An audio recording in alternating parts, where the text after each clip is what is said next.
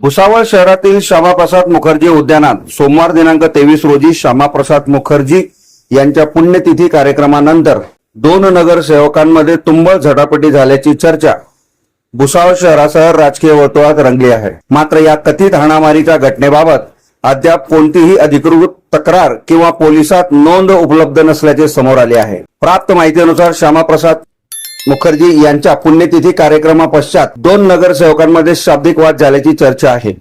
उपस्थितांकडून धक्काबुक्की झाल्याचाही दावा करण्यात आला आहे। तथापि या दाव्यांची स्वतंत्र अधिकृत पुष्टी झालेली नसली तरी कार्यक्रमस्थळी झालेल्या झटापटीत काळ्या गडद रंगाच्या चष्म्याचा तुटलेला काच आढळल्याने त्याचा नगरसेवकांमध्ये कथित झटापटीचा थेट संबंध असल्याचा अधिकृत पुरावा दिसून येत आहे।